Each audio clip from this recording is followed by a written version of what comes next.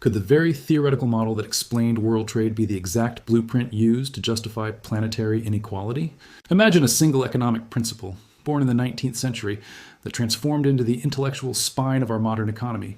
An order where a select few control high-value innovation, while whole continents remain locked in cheap extraction and physical labor. David Ricardo never built the world's sweatshops or debt architecture. What he engineered was far more durable, an intellectual vocabulary that allowed modern capitalism to frame systemic exploitation as rational, inevitable, and scientifically efficient. When power learns to speak the language of mathematical objectivity, opposition becomes almost impossible. Welcome to Financial Cycles, where money, power, and history intersect. To understand David Ricardo's enduring shadow over modern finance, we must examine the environment that shaped his thinking. He developed his theories during the peak momentum of the Industrial Revolution, as Great Britain established itself as the global engine of manufacturing. The centuries-old feudal order was dissolving, global financial markets were gaining unprecedented complexity, and post-Napoleonic diplomacy was redrawing international borders.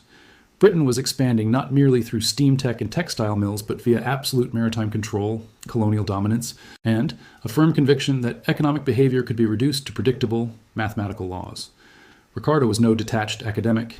He operated directly on the trading floor, a seasoned financier who made a massive fortune in speculation. Before formalizing his economic ideas, his background in financial markets provided exceptional technical precision. He possessed a master-level grasp of asset prices, market sentiment, capital velocity, and monetary policy. However, this same background trained him to view human civilizations through extreme theoretical abstraction. When human society is analyzed exclusively through market mechanics, reality gets distorted. Human beings are stripped of their lived history and social realities. They are reduced to functional inputs, labor, capital, and rent-seeking entities. Sovereign nations stop being complex cultural spaces. They turn into static transaction nodes on an international balance sheet. Human commerce, a deeply political tapestry of survival and power, is flattened into a cold calculation of input costs and comparative margins. Analyzing the world through raw abstraction offers powerful mathematical models.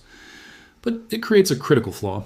It completely conceals the human population absorbing the real costs of those equations. Ricardo's legacy rests on three foundational economic pillars. When examined under a modern lens, every single concept maps directly onto today's structural crises. 1. The theory of rent. Ricardo demonstrated that as populations expand, less productive land must be farmed. Because premium land remains strictly finite, its owners can demand escalating payments purely for granting access. This payment is rent, profit derived not from labor or creation, but from monopoly ownership of a scarce asset. Today, Ricardian rent operates far beyond agriculture. It drives metropolitan housing crises where shelter is converted into a speculative asset class. It dominates the tech sector, where digital monopolies extract rent on app distribution, algorithms, and cloud servers because they own the digital infrastructure. 2. Distribution theory. Ricardo was fixated on how national wealth gets divided among laborers, industrialists, and resource owners. If land rents or input costs surge, industrial margins shrink, and workers' wages get pushed down toward basic survival thresholds. Today, corporate margins hit record highs, while inflation continuously erodes real wages for average workers. When central banks implement aggressive tightening to suppress wage demands, they protect capital holders by squeezing labor using classic Ricardian dynamics. 3. Comparative advantage. This argument solidified Ricardo's global fame and remains the core dogma of free trade doctrine today.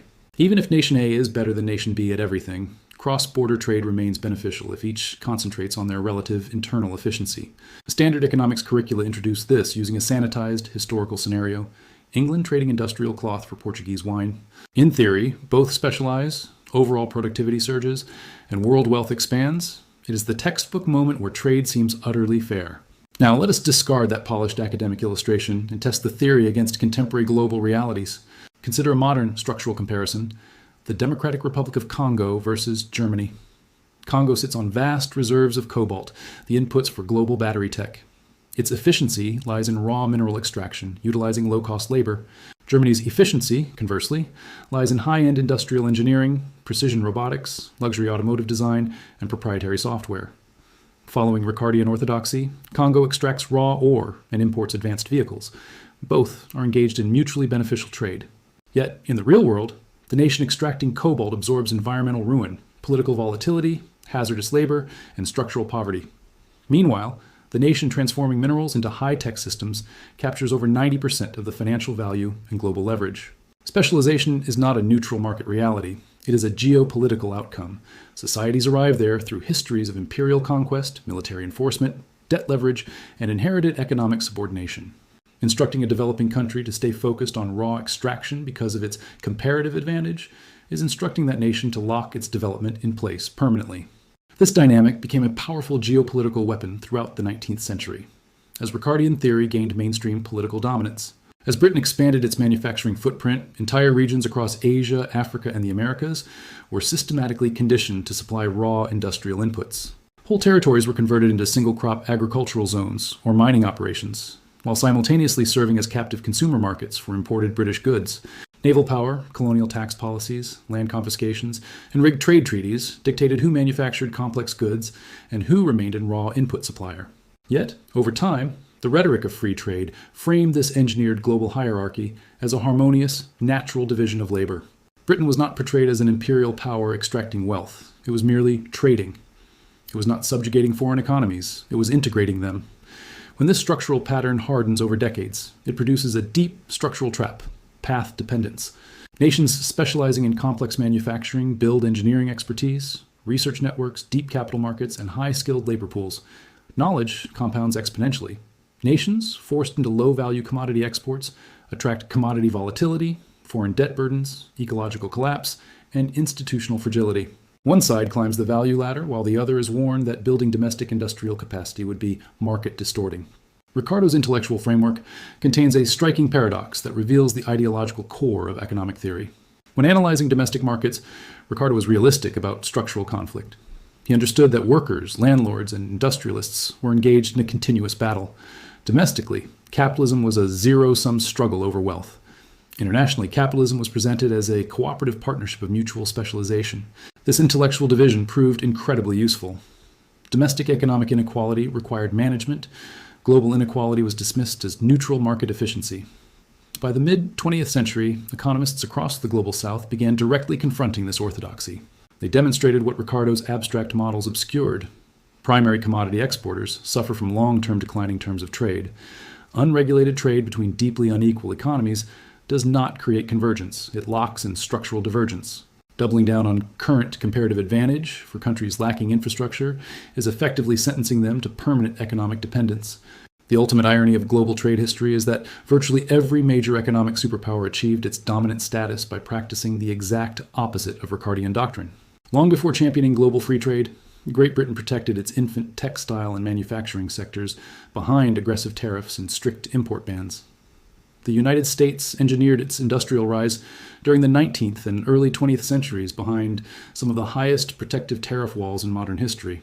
Explicitly rejecting European calls for open markets, Germany industrialized through heavy state subsidies, protected domestic markets, and targeted industrial planning. These nations recognized a fundamental reality that their economic textbooks later erased. Comparative advantage is not a static gift of nature. It is a capability created through state investment, protective policy, industrial strategy, and time. Yet, once these industrial powers reached complete financial and technological dominance, they suddenly embraced the moral beauty of open, unregulated markets. They kicked away the industrial ladder they had used to climb to the top, advising every nation below them to accept their lower position. Look at today's globalized economy. The vocabulary has been updated with terms like global supply chains, offshoring, and intellectual property protections. But the underlying mechanics are identical. High-value nodes, nations holding monopolies over artificial intelligence, semiconductor architecture, and green technology patents, concentrate power. Low-value nodes, nations supplying cheap labor, raw material extraction, and agricultural commodities, compete against each other on cost and remain disciplined through debt. And observe what happens today when the dominance of wealthy powers is genuinely threatened. The commitment to free trade theory disappears overnight. The moment semiconductors or energy security become strategic battlegrounds, advanced economies immediately implement massive state subsidies and export controls. They preach the purity of free markets right up until their own structural dominance is put on the line. David Ricardo was an exceptionally brilliant thinker whose insights into market mechanics were mathematically valid within the narrow assumptions of his models. However, history transformed his abstract theory into an ideological weapon used to justify modern capitalism. The most durable global hierarchies rely on elegant theories that render inequality scientific, natural, and mathematically inevitable. David Ricardo did not set out to write the blueprint for global inequality, but his language helped legitimize an asymmetrical world. History doesn't repeat, but if you don't master its underlying mechanics, it will crush you all the same. If this analysis offered you a fresh perspective, hit the subscribe button and join the conversation below. I'll see you in the next Financial Cycles Deep Dive.